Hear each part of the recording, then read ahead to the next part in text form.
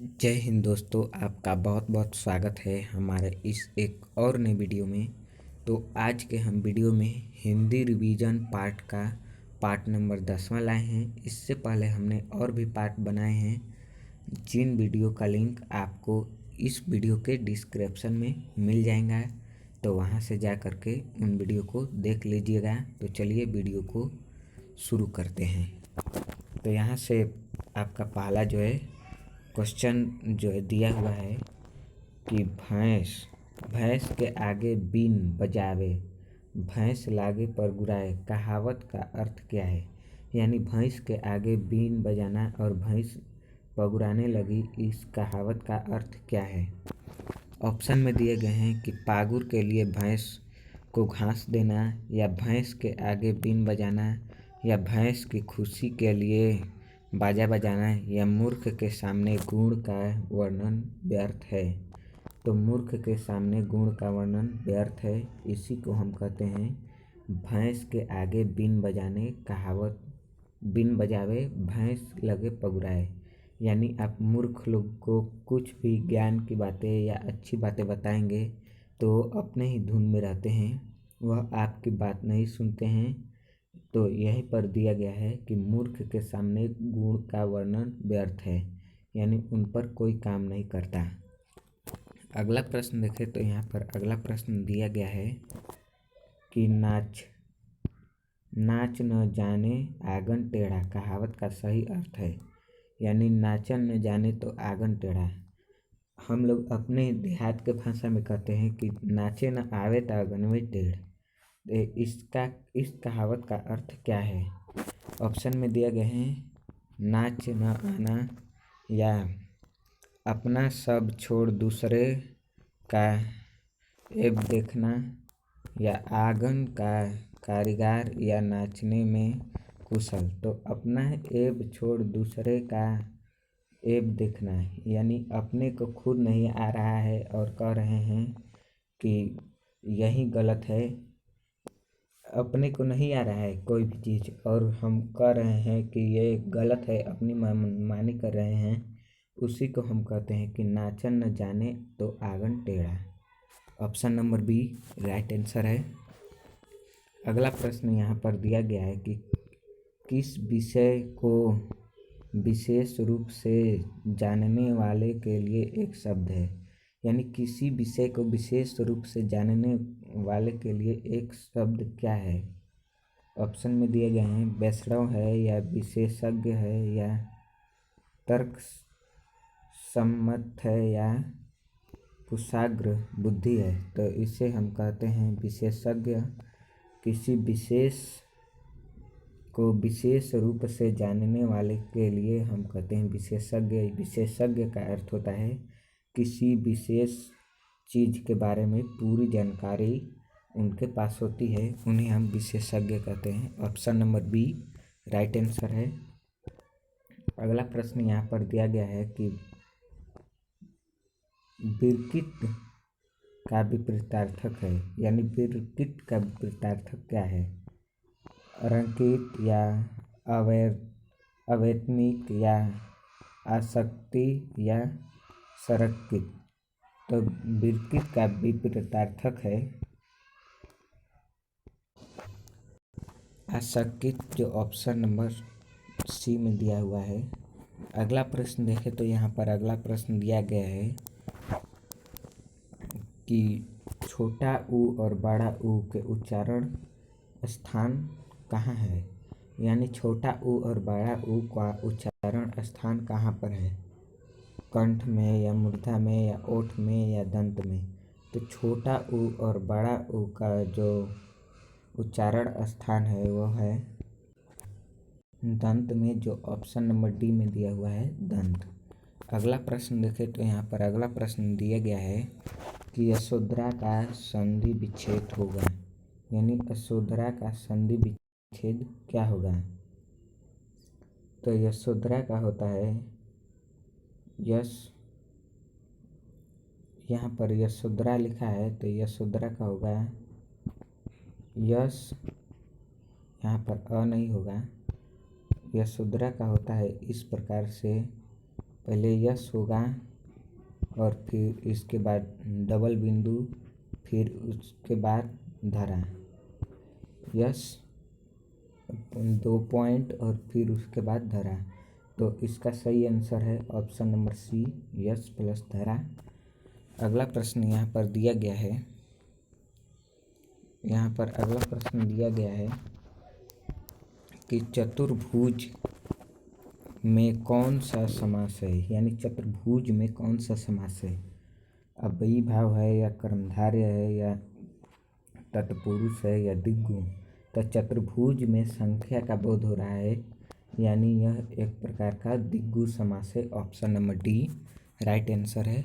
अगला प्रश्न यहाँ पर देखें तो अगला प्रश्न दिया गया है कि मंगू के अलावा उनकी माँ की कितने संतानें थी। तो मंगू के अलावा उनके माँ के पूरे 3 संतानें थी और मंगू को लेकर के 4 संतानें, 2 बेटी और 2 बेटे थे। Option number B right answer होगा कि मंगू को छोड़ करके पूछा जा रहा है कि मंगू के अलावा माँ की कितने संतानें थी। तो 3 थी। Option number B right answer है। अगला प्रश्न यहाँ पर दिया गया है कि अज्ञेय का जन्म कब हुआ था। अज्ञेय जी का जन्म कब हुआ, 1910 में या 1911 में, 1912 में या 1913 में। तो अज्ञेय जी का जन्म हुआ 1911 में। Option number B right answer है। अगला प्रश्न यहाँ पर देखें तो अगला प्रश्न दिया गया है कि दिनकर को किस कृति के लिए ज्ञानपीठ पुरस्कार मिला, यानी दिनकर जी को किस कृति के लिए ज्ञानपीठ पुरस्कार प्राप्त हुआ था। ऑप्शन में दिए गए हैं रश्मिरथी या संस्कृत के 4 अध्याय या उर्वशी या रेगुर। तो उर्वशी के लिए ही दिनकर जी को ज्ञानपीठ पुरस्कार प्राप्त हुआ। Option number C right answer है। अगला प्रश्न यहाँ पर दिया गया है कि नौबत खाने में इबादत साहित्य की कौन सी विधा है, यानी नौबत खाने में इबादत जो है वह साहित्य की कौन सी विधा है, निबंध है या कहानी है या व्यक्ति चित्र है या साक्षात्कार है। तो वह एक व्यक्ति चित्र है। Option number C right answer है। अगला प्रश्न दिया गया है यहाँ पर कि पंडित बिरजू महाराज लखनऊ घराने के किस पीढ़ी के कलाकार हैं, यानी जो पंडित बिरजू महाराज हैं वह लखनऊ घराने के किस पीढ़ी के कलाकार हैं, 6ठी पीढ़ी, 7वीं पीढ़ी, 9वीं पीढ़ी या 8वीं पीढ़ी। तो वह 9वीं पीढ़ी के कलाकार हैं। Option number C right answer है। 7वीं पीढ़ी के हैं। Option number B right answer होगा। अगला प्रश्न दिया गया है कि सीता के बेटों ने सीता को कितने रुपए महामारी खर्च देने का निर्णय लिया।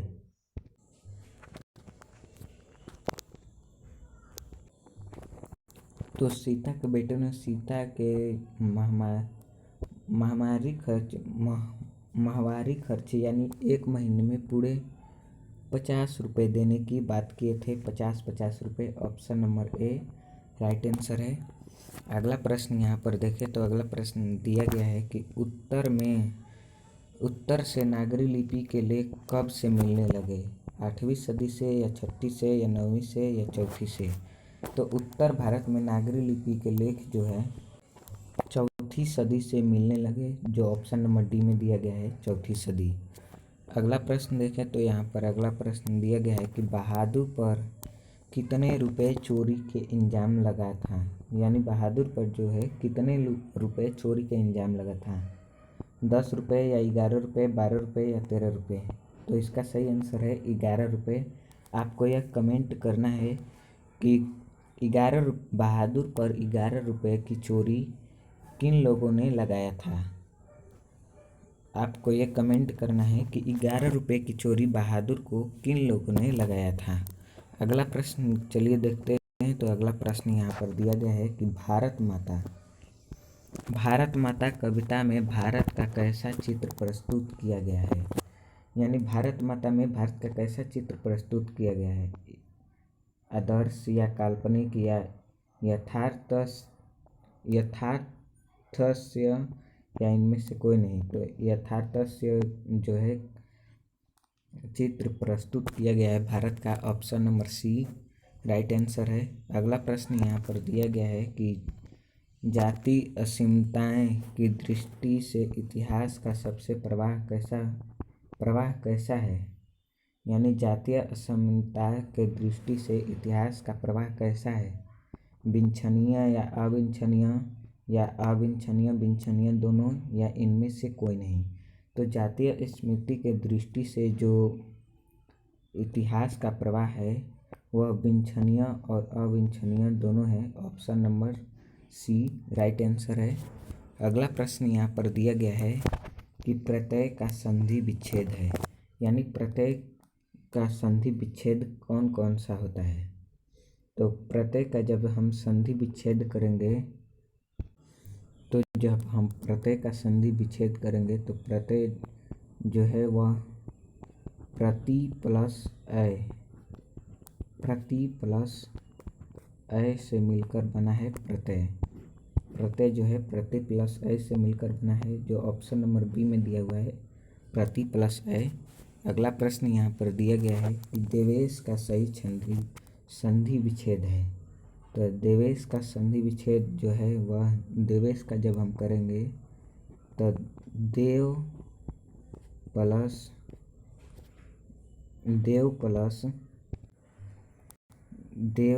प्लस इस होगा। यहाँ पर देव प्लस इस को मिलाने से बनता है देवेश, जो ऑप्शन नंबर ए में दिया गया है कि देव प्लस इस को जब मिलाएंगे तो देवेश का निर्माण होता है। अगला प्रश्न यहाँ पर दिया गया है कि अतियुक्ति में किन किन संधि हुई है। तो अतियुक्ति में ई और छोटा ऊ का संधि हुआ है। Option number B right answer है। अगला प्रश्न यहाँ पर दिया गया है कि अन्वेषण का सही संधि विच्छेद क्या है। अन्वेषण का सही संधि विच्छेद होगा अनु प्लस वेषण। Option number A right answer है। अगला प्रश्न यहाँ पर दिया गया है कि स्वागत का सही संधि विच्छेद होगा। यानी स्वागत का सही संधि विच्छेद क्या होगा। तो स्वागत का जब हम सही संधि विच्छेद करेंगे तो आधा शब्द बदल जाता है सु में और उसके बाद आगत को जब हम सु प्लस आगत को मिलाएंगे तो स्वागत बनेगा। Option number D right answer है। अगला प्रश्न यहाँ पर दिया गया है कि गिरिंद्र में किन किन वर्गों की संधि है। गिरिंद्र में जो है किन किन वर्गों की संधि है। अ प्लस ई की या ई प्लस ई की या बड़ा ई प्लस ई की।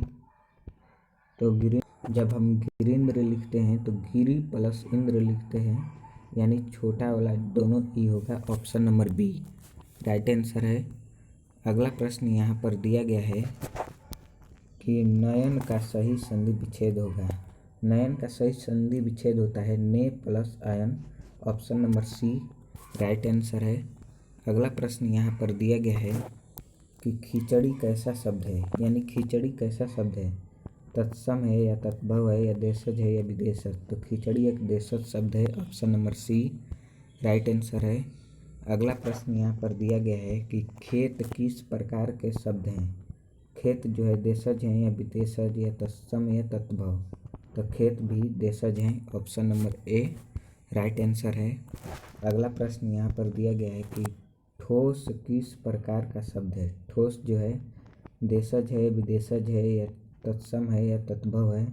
तो ठोस वह एक प्रकार का देशज शब्द है। Option number A right answer है। अगला प्रश्न दिया गया है यहाँ पर कि जिसके शिखर पर चंद्र हो उनके लिए एक शब्द है। यानी जिनके शिखर पर चंद्र हो उनके लिए हम एक शब्द में क्या कहेंगे, चंद्रशेखर कहेंगे। Option number B right answer है। अगला प्रश्न दिया गया है यहाँ पर अगला प्रश्न दिया गया है कि निम्नलिखित में कौन सा शब्द कृंदंत है। विद्या है या सवैया है या शहर है या साहस है। तो कृदंत शब्द इनमें से जो है वो है सवैया। Option number B right answer है। अगला प्रश्न देखें तो यहाँ पर अगला प्रश्न दिया गया है कि निम्नलिखित में से कौन सा शब्द तब्दी है? फांसी है या तैराक है या गठरी है या बुलावा है? तो तब्दी जो शब्द है वो है इनमें से गठरी होगा। Option number C right answer है। अगला प्रश्न यहाँ पर दिया गया है कि नायक में किन किन वर्गों की संधि है? तो नायक में जो है वह 9 प्लस अक है, क्योंकि नायक जो है 9 प्लस अक से मिलकर बना होता है, यानी 9 प्लस अ होगा। Option number A right answer है। अगला प्रश्न यहाँ पर दिया गया है कि 20 के दांत कैसी कहानी है? सामाजिक है या ऐतिहासिक है या धार्मिक है या मनोवैज्ञानिक है? तो 20 के दांत यह एक प्रकार की मनोवैज्ञानिक कहानी है, जो ऑप्शन नंबर डी में दिया गया है, मनोवैज्ञानिक। तो आज के वीडियो में बस इतना ही। मिलते हैं अगले वीडियो में। अगर आपने हमारे चैनल को अभी तक सब्सक्राइब नहीं किया है और आप अगर चैनल पर पहली बार आए हैं तो चैनल को सब्सक्राइब ज़रूर कर दें, वीडियो को लाइक करें। चलिए मिलते हैं अगली वीडियो में, तब तक के लिए धन्यवाद। जय हिंद, जय भारत।